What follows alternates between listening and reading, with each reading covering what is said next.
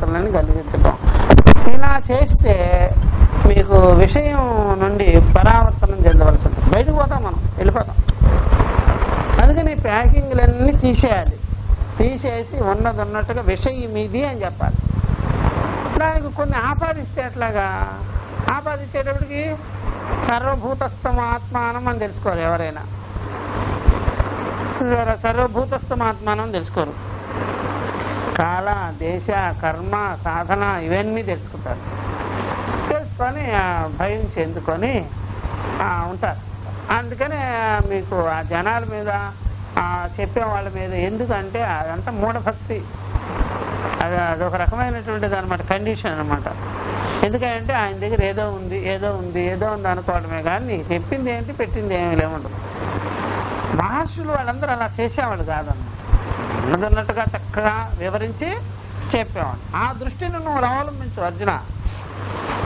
తత్వదర్శనం దృష్టి ఆశ్రిత్య శోకమోహం చేహిత్వా, శోకమోహాదులను పోగొట్టుకుని, శోకము మోహము, శోకస్య మోహంచ, మోహం వల్లే శోకం కలిగింది, లోపల బాధ కలిగింది, దుఃఖం కలిగింది. ఇదంతా ఈ మోహం అనే భ్రాంతి వల్ల కలిగింది. ఇదంతా పోగొట్టుకో. ఇప్పుడు శోకమోహాదులు పోగొట్టుకునే దానికి రావడంలో తత్వ ఈ అన్ని ఆధ్యాత్మికాలకి శోకమోహాదులు ఇంకా పెంచుకునే దానికోసం వస్తున్నాం. తెలియకనే పెరుగుతున్నది అది. శోకమోహం చేహిత్వా శీతోష్ణాదీని నీత అనీత రూపాన్ని ద్వంద్వాన్ని, శీతోష్ణాలు అనేటువంటి నీత అనీతాలు, నీతము అనీత రూపాదులు అనేటువంటి ద్వంద్వాలు. నీతం అంటే అర్థం ఏంటి చెప్పండి? అనీతం అంటే ఏమిటి అని బాగా చూస్తే, ఎప్పుడైనా సరే చూసుకోండి బాగా.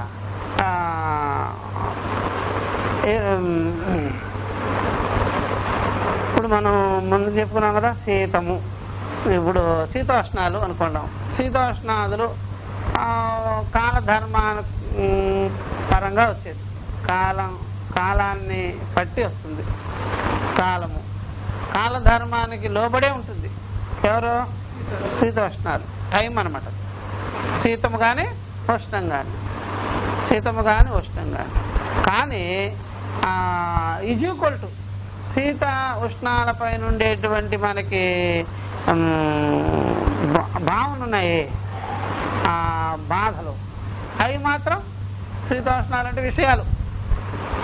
శీతోష్ణాలు అంటే అర్థం ఏంటి? విషయాలు. శీతోష్ణాదులు ఆదిపదం చేత విషయాలు అనమాట. అంటే బయట నుంచి సంక్రమించేవి. బయట నుంచి సంక్రమించేవన్నీ ఎప్పుడు సంక్రమిస్తాయా? అప్పుడప్పుడా? అప్పుడప్పుడు. దాని పట్ల మనకి లోపల ఆసక్తి, కోరికలు, భావాలు ఎప్పుడు ఉంటున్నాయా? అప్పుడప్పుడా? ఎప్పుడు ఉంటాయి. శీతోష్ణాలేమో బయట విషయాలు, శీతోష్ణ ఆదిపదం చేత అన్ని శబ్దాది విషయాలన్నీ అప్పుడప్పుడు వస్తుంటుంది. అప్పుడప్పుడు వస్తుంది. దీని మనసులోకి వెళ్ళి రాగద్వేషాలని, సుఖదుఖాలని కలిగించేసింది. కలిగించినప్పుడు ఏది ఎప్పుడు ఉంటున్నది, ఏది అప్పుడప్పుడు ఉంటున్నది? అప్పుడప్పుడు ఉంటున్నాయి. శీతోష్ణాదులేమో అప్పుడప్పుడు కాలధర్మానుకూలంగా వస్తుంది. ఎప్పుడు పడితే అప్పుడు వచ్చేది కదా. కానీ తద్విషయంలో మనసు మాత్రం ఎప్పుడు మనను చేస్తుంటుంది కాబట్టి అనియతం అయిపోయింది. ఇది నియతం అయిపోయింది. ఏది? శీతోష్ణాలు నియతం, నియమంగా ఒక పద్ధతిగా ఉంటుంది. కాబట్టి విషయ స్పర్శ ఉందే, బయట విషయాల యొక్క సంబంధము ఒక క్రమం ఉంటుంది. అప్పుడప్పుడు అది బాగుంటుంది, అప్పుడప్పుడు ఉంటుంది. కానీ దాని పట్ల మనసు అభ్యాసం పడిపోయింది, బాగా అభిమానము, మమకారం, మోహం పెట్టేసుకుంది. అది మాత్రం కంటిన్యూగా ఉన్నది. రాత్రి కళలోనూ ఉంటుంది, నిద్రపోనీయకుండా ఉంటుంది, మెలకువలోనూ ఉంటుంది, ప్రతి క్షణం ఉంటుంది, ప్రతి మాటలోనూ ఉంటుంది, ప్రతి సంబంధంలోనూ ఉంటుంది. చూసారా? విషయ సంబంధ స్పర్శ, విషయ సంబంధ సంస్కారాలు అప్పుడు ఉంటాయి. అందుకని అనియతము అని అర్థం. అనియతం అంటే దానికి టైంలే, ఒక టైము పద్ధతి ఏమిలే, ఎప్పుడు పడితే అప్పుడే. అప్పుడు విషయాల వల్ల ప్రమాదం కలిగిందా? విషయాల యొక్క ఆసక్తి వల్ల ప్రమాదం కలిగిందా? ఆసక్తి. ఆ విషయాల యొక్క స్పర్శ, దాని మీద కలిగినటువంటి ఆసక్తము, మోహ మమకారాలు ఎప్పుడు నన్ను పీడిస్తూనే ఉండే. ఇల్లుపాటికి ఇల్లు ఉంది, ఆ విషయాల పాటి కొండ చట్టి అవి అన్ని పడినే ఉన్నాయి. వాటి పట్ల మననం మాత్రం నిత్యము జరుగుతుంది. బాధ, అది బాధ. ఎంత బాధో చెప్పలేం. ఏమవుతుందో ఏమవుతుందో, అదేమవుతుందో ఇదేమవుతుందో అని ఎప్పుడు బాధ. అది బాగా గుర్తుంది. అందుకని నియత అనియతాలు అన్నారు. శీతోష్ణాదుల పేరుతో ఏం తీసుకోవాలి? బాహ్యంగా వచ్చేటువంటి విషయాలు అవి టైం ప్రకారమే వస్తాయి. ఎప్పుడు పడితే అప్పుడు రావు, ఎప్పుడు పడితే అప్పుడు రావన్నమాట. అది అందుకని మనం ఏదైనా సరే ఒక వస్తువు ఉన్నదనుకోండి, ఈ వస్తువుని ఇంకా అభివృద్ధి కాలేదనుకోండి, ఎప్పుడో అనుభవించేది అనుకోండి, ఇప్పుడే కొట్టుకు తెస్తాం దాన్ని. అది అనియతం. ఇదేమో ఎప్పుడో వస్తుంది, అది నియతం. అది దాని టైం ప్రకారమే వస్తుంది. అది ఇప్పుడు మనం ఏదో ఒకటి ఇల్లు వాసులు తీసుకున్నాం అనుకోండి, ఆ ఇల్లు వాసులు ఏదైనా సరే మనం ఏదో పొలం తీసుకున్నాం అనుకోండి, అది ఆ నియతం అనమాట. ఎప్పుడో వస్తుంది, కానీ ఇప్పటి నుంచే మనకు రాగడి ఉంటుంది, దాని పట్ల గొడవ ఉంటుంది, గందరగోళం ఉంటుంది. అనుభవించేదిలో తెచ్చేదిలా, అదే అనమాట అనియతం అంటే. అట్లా కాబట్టి శీతోష్ణాదులు, వాటి వల్ల కలిగేటువంటి ద్వంద్వాలు, సుఖ దుఃఖాదులు, దీని పేరు టోటల్గా నియత అనియతాలు అని చెప్పేసి. నియతము నియమంగా వచ్చేది కొన్ని, నియమం లేకుండా ఉండేది కొన్ని. నియమంగా వచ్చేది వెళ్ళిపోతుంది అనుకుంటా నేను. నియమం లేనిది మీరు పంపరు దాన్ని. నియమం లేకపోతే పంపరు. అది నియమంగా వచ్చేదేమో పని అయిపోయింది వెళ్ళిపోద్ది, నియమం లేనిది వదిలిపెట్టు. కొన్ని రకాల తలంపులు ఉంటాయి, నియమంగా ఉండేది అయిపోద్ది పని. నియమం లేని తలంపులు ఉంటాయి కదా, పట్టుకొని ఉంటాయి. తేడా చూసారా? శీతోష్ణాదిని నియత అనియత అని, నియత రూపాన్ని అనియత రూపాన్ని, అది ద్వంద్వాన్ని వికార. ఈ ప్రకారంగా ఈ ద్వంద్వాలు వికారాలు అయం అసన్నేవా, ఇదంతా లేనిదే, ఇదంతా లేనిదే, అసన్నేవా అసత్తేవా, లేనిదేనయ్యా. ఎందుకు సార్? ఓ దృష్టాంతం చూడు. మరీచ జలవతు మిథ్యా అవభాసతే. ఎండమావులు నీటి వలె ఊరికే తోపికే డెకరేషనే, ఇదంతా ఏమి లేదు అక్కడ. చూసారా? మరీచి జలవత్, మరీచి జలవత్ మిథ్యా అవభాసతే, మిథ్యా అవభాసతే. అది బాగా గుర్తుపెట్టుకోవాల్సింది. ఎండమావులు నీటి వలె అలాగే ఉంటుంది. అందుకని ఎప్పుడైనా మీరు బాగా గుర్తుపెట్టుకోవాల్సింది, మీకు సొంతగా ఉండే స్థానమైనా లేకపోతే ఇంకేదైనా సరే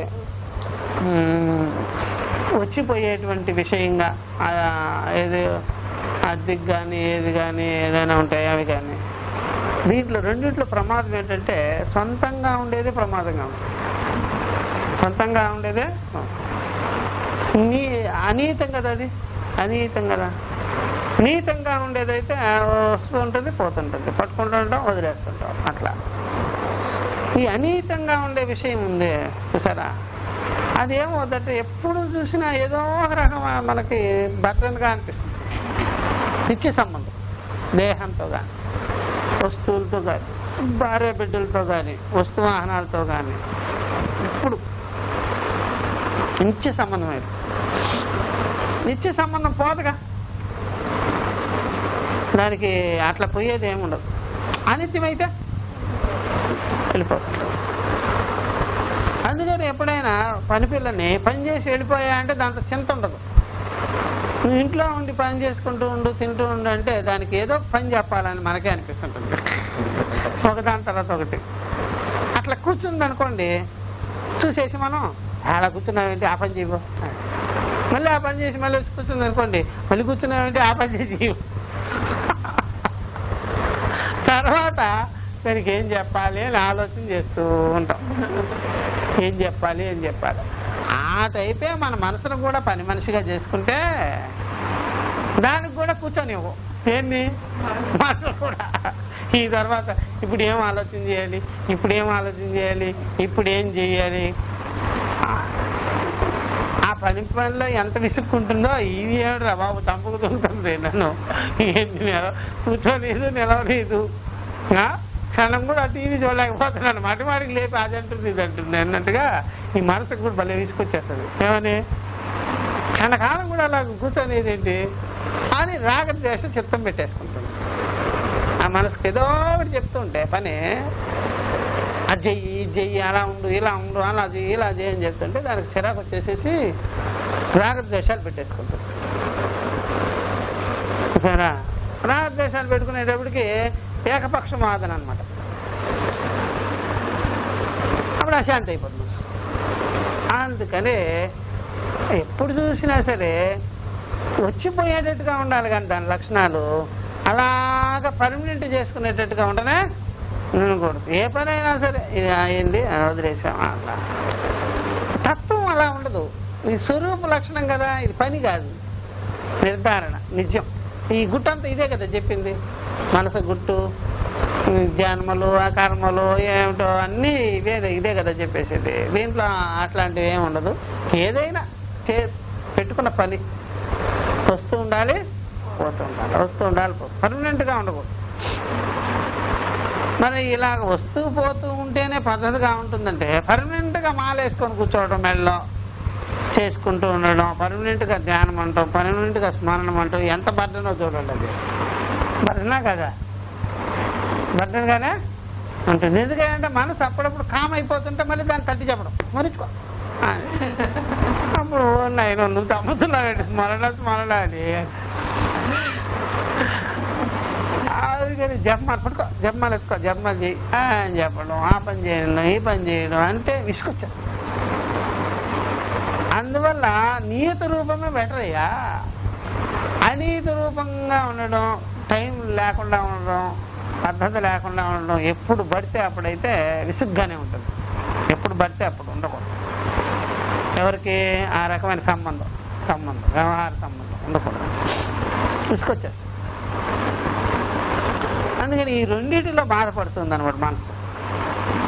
అందుకని ఇదంతా మిథ్య అని తెలుసుకో, అసత్ అని తెలుసుకో. ఆ వ్యవహారాలన్నీ నీతాలు అనిత్యమే, అనీత్యం కూడా అనిత్యమే అని చెప్పేసి సత్తు కాదు, సాక్షే సత్తు.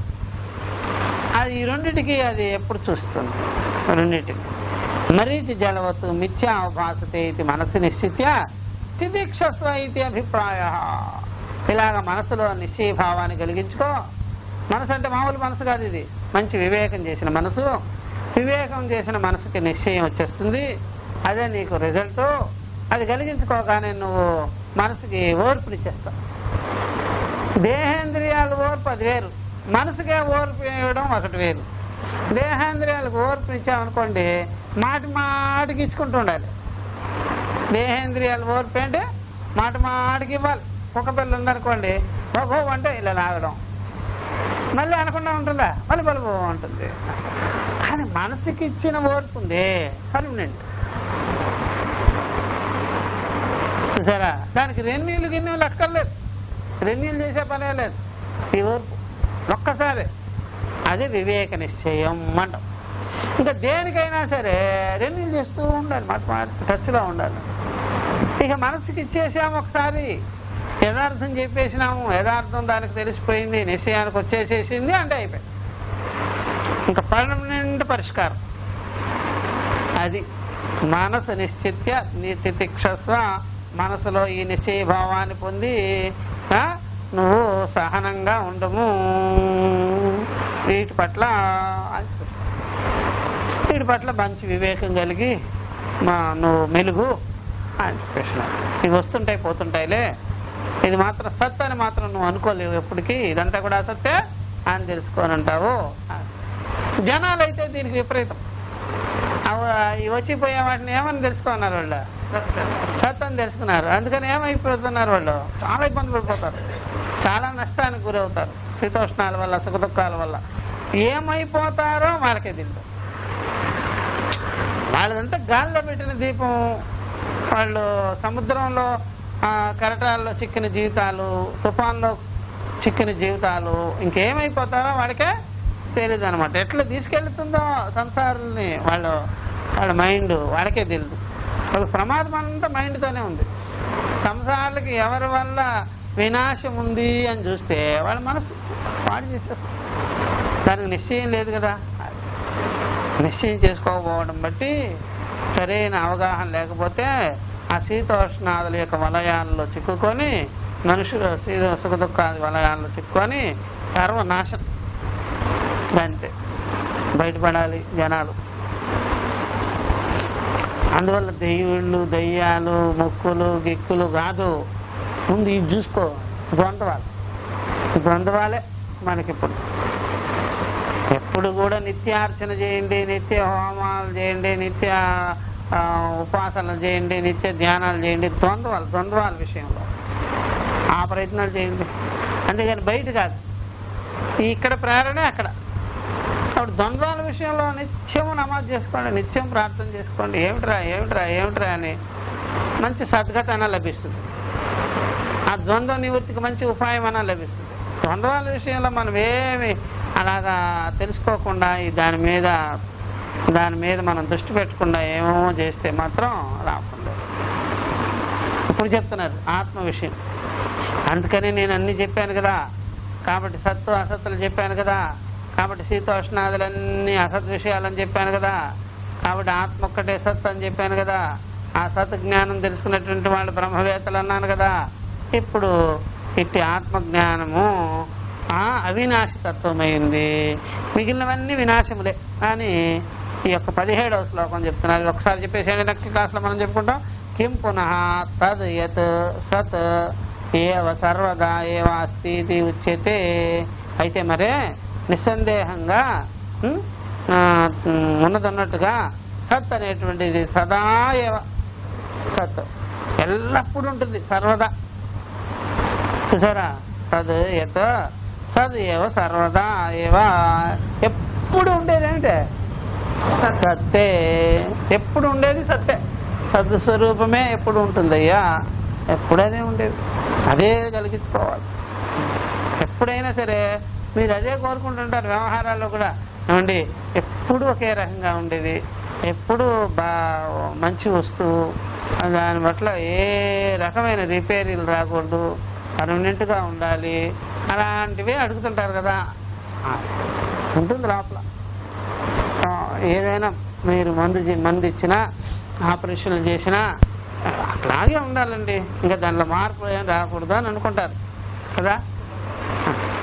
ఆ మాటలన్నీ ఒక దానికోసం అడగాల్సింది పోయి దీనికోసం అడుగుతారు.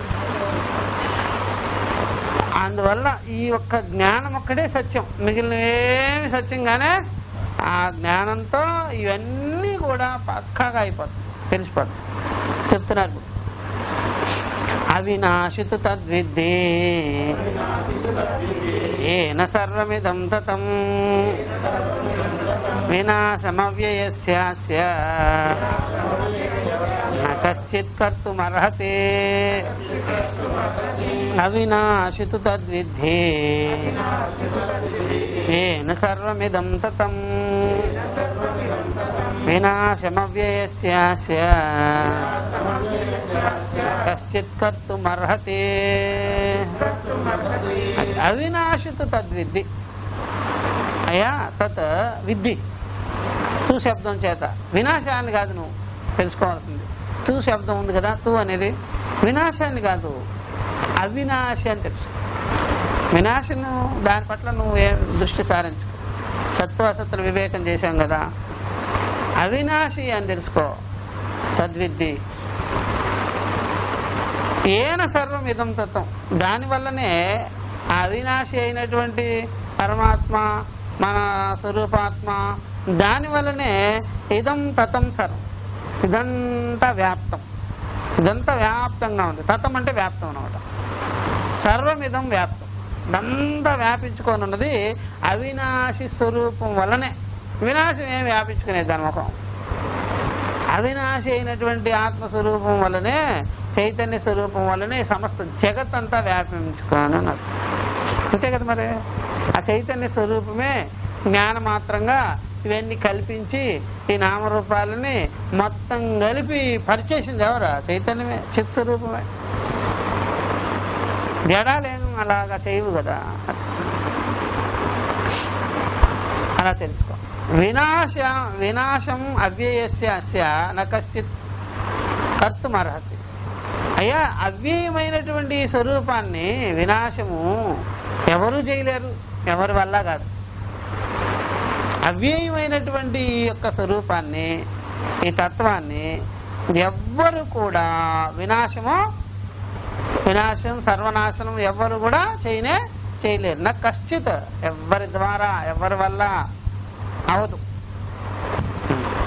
కాబట్టి అవినాశి ఎప్పుడూ వినాశరహితంగానే ఉంటుంది. ఆ అవినాశి అయినటువంటి పరమాత్మ వల్లనే సర్వం, మొత్తం జగత్తంతా అవిద్య చేత కల్పింపబడి వ్యాప్తంగా ఉంది. ఇదంతా కల్పించింది అవినాశి తత్వమే. కల్పింపబడినవన్నీ వినాశములే, కల్పించిన వాడు మాత్రం అవినాశి. ఎవరు కల్పించారు, దేన్ని కల్పించారు అని చూసుకోవాలి. కల్పించిన వాడు చిన్మాత్ర స్వరూపుడు, సత్స్వరూపుడు. కల్పింపబడినవన్నీ నామరూపాలు, వాచారంభణాదులు, ఈ యొక్క శీతోష్ణాలు, సుఖదుఖాలు, ఆ జగత్తు. కాబట్టి కల్పించిన వాడొక్కడే నిజం, కల్పింపబడినవన్నీ నిజంగానే కాదు. ఏవేవి మనం కల్పించుకుంటున్నామో అది నిజం కాదు, కల్పించిన వాడే నిజం. కాబట్టి మీకు నిజం కావాలి, సత్యం కావాలంటే తను తాను తెలుసుకోవాలి. అబద్ధం కావాలంటే మనం చూసేవన్నీ అబద్ధమే, తెలుసుకున్నవన్నీ అబద్ధమే. అది అందుకని ఎప్పుడైనా దృష్టి ఇటు పెట్టుకోవాలి, కానీ ఇటు పెట్టుకొని వాటి కొరకే ప్రాకులాడవలసిన పని లేదు. తన కొరకే అనమాట. తను వదిలిపెట్టేసి ఎక్కడికి పోతాం మనం? తన కొరకే ఏమైనా చేసుకున్నా సరే, అవన్నీ కలిపి అలా చేసుకున్నా సరే తన యొక్క దేహేంద్రియాలకే సరిపోతాయి, కానీ తన స్వరూపానికి అక్కర అయిన వస్తువు ఏవి లేనా. కాబట్టి తన కోరిక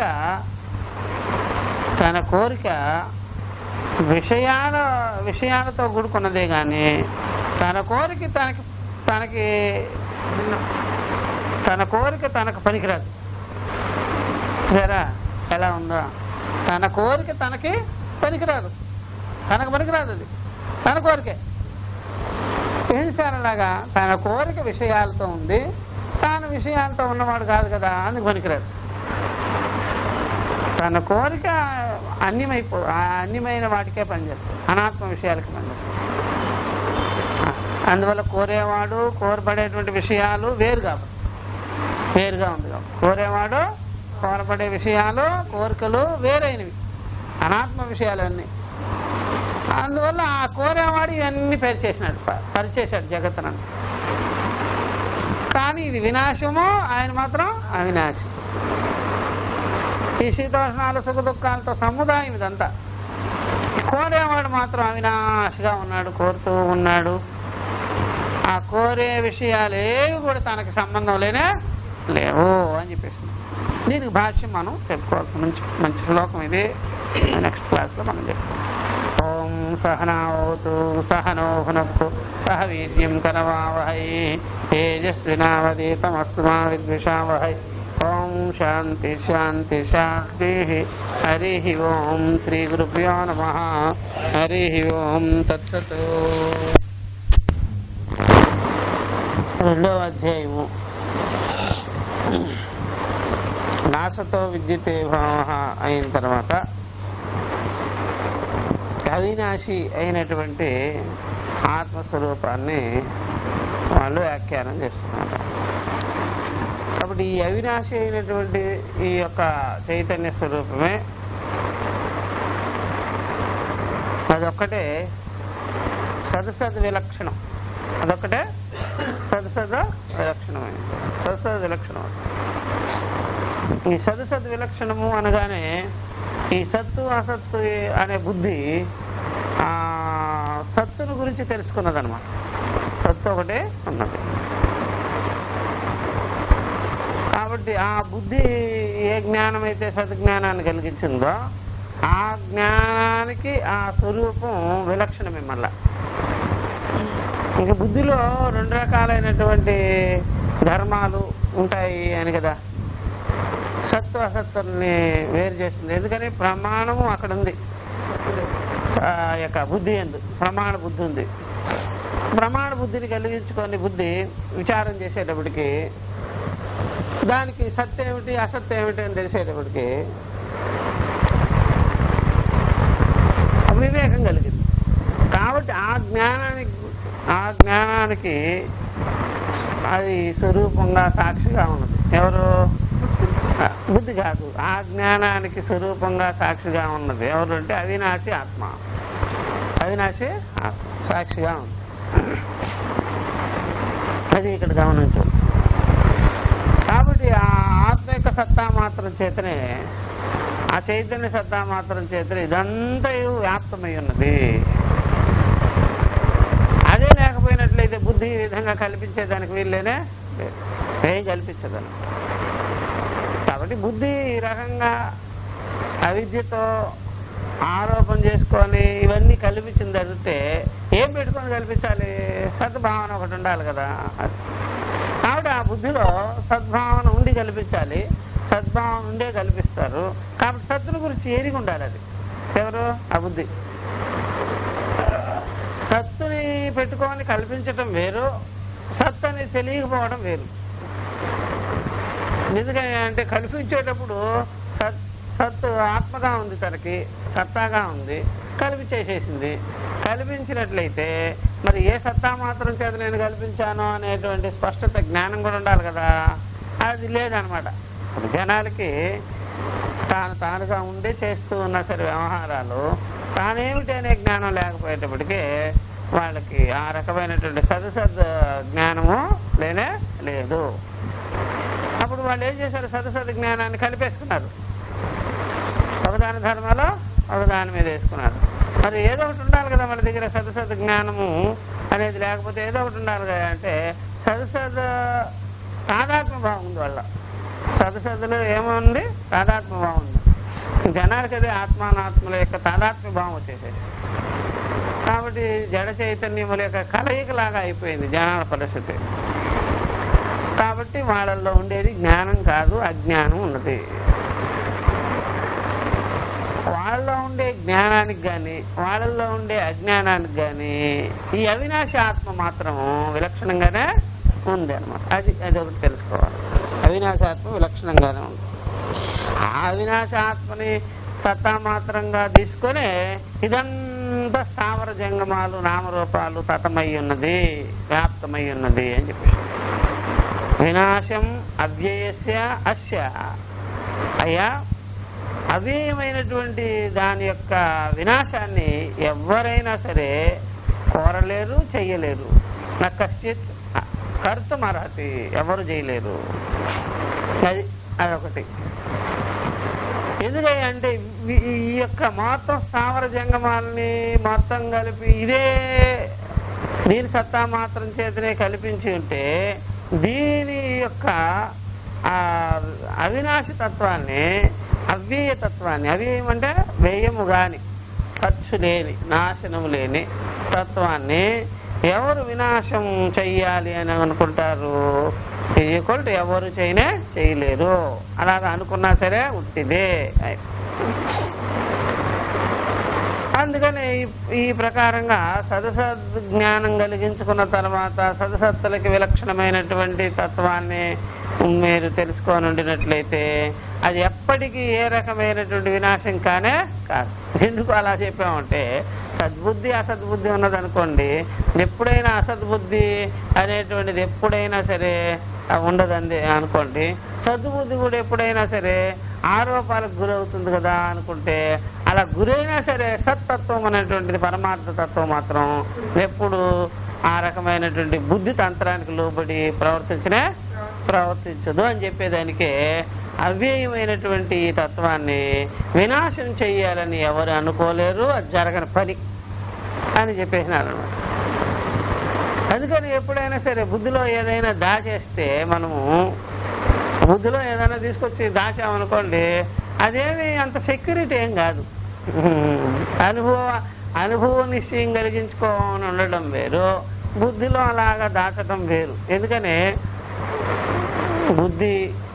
బుద్ధి ధర్మాలు ఆగమాపాయ లక్షణాలు కాబట్టి దాని మీద మనం అన్ని పెట్టేసేసి కూర్చుంటే గాలిలో దీపం పెట్టినట్టు అయిపోతుంది. ఎందుకని ఎంత పాండిత్యమైన బుద్ధి అయినా, వివేక నిశ్చయం కలిగించుకున్న బుద్ధి అయినా, ఏదైనా సరే బుద్ధిని నమ్మి మనం ఏ పని చేయలేము. పరమార్థ నిర్ణయం తీసుకొచ్చి బుద్ధిలో పెడితే ఎలాగయ్యా? పరమార్థ నిర్ణయం చేసింది, చేస్తే నీ సొత్తే నీ దగ్గరే ఉంచుకో అంటే మాత్రం అది ఇంకొక రకంగా ఇంకొక మార్పు చేసేస్తుంది. ఎవరు? బుద్ధిలో ఈ 2 రకాల గడులు ఉండాలి నిజమే. కానీ 2 గళ్ళు పెట్టుకున్న దానికి అటు ఇటు తిప్పేదానికి దానికి ఏమన్నా అదేమన్నా ఇబ్బందా? తిప్పేస్తుంది. అందుకనే తద్ విలక్షణం అని చెప్పేసి పరమార్థ స్వరూపం తద్ విలక్షణం. ఆ బుద్ధిలో ఆ జ్ఞానం కలిగింది కదా, ఆ జ్ఞాన స్వరూపుడే ఆత్మ కానీ సాక్షి కానీ బుద్ధి ధర్మాలకు లోబడిన వాడు కానీ. అందుకని ఎప్పుడైనా సరే జ్ఞానం ఆత్మ